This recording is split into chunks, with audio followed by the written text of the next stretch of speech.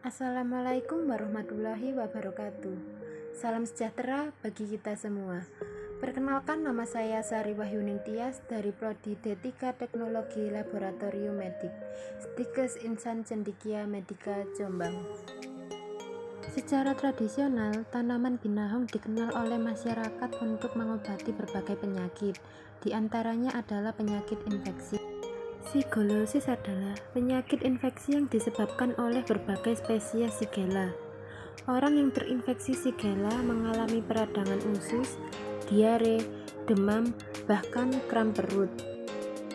Kromatografi lapis tipis atau KLT adalah proses pemisahan melalui dua fase, yaitu fase gerak dan fase diam.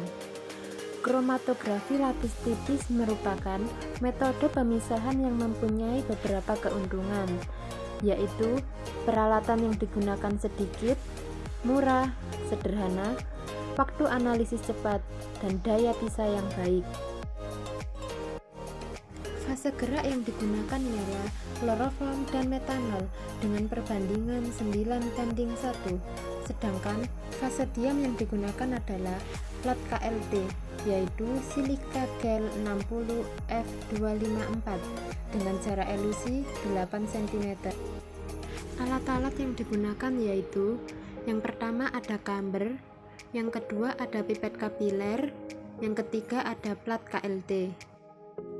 Langkah-langkah yang pertama adalah menjenuhkan eluen dengan cara dimasukkan pada kamber dan ditutup menggunakan permukaan rata. Kemudian didiamkan selama 5 menit dan dimasukkan kertas saring. Dikatakan sudah jenuh apabila larutan sudah naik ke atas. Yang kedua adalah penotolan plat KLT.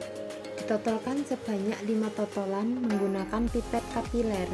Setiap penotolan dilakukan setelah totolan sebelumnya sudah kering.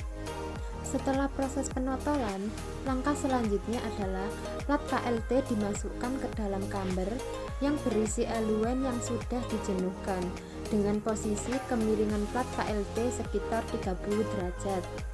Yang keempat, plat KLT dimasukkan ke sinar UV untuk memperjelas terdapat berapa noda yang dihasilkan setelah proses elusi. Kemudian, noda-noda tersebut dilingkari. Setelah proses elusi, totolan yang awalnya sebanyak 5 totolan menjadi 8 totolan. Menentukan nilai RF pada plat KLT. Yang pertama, menentukan titik tengah noda paling atas, kemudian dihitung jarak titik tengah noda atas sampai garis penotolan. Yang kedua, menghitung jarak garis penotolan sampai batas atas. RF sama dengan jarak penotolan sampai titik tengah atas dibagi jarak penotolan sampai batas atas. Berikut ini adalah contoh cara menghitung nilai RF pada KLT. Nilai RF untuk setiap warna dihitung dengan rumus sebagai berikut. RF sama dengan jarak yang ditempuh komponen dibagi jarak yang ditempuh pelarut.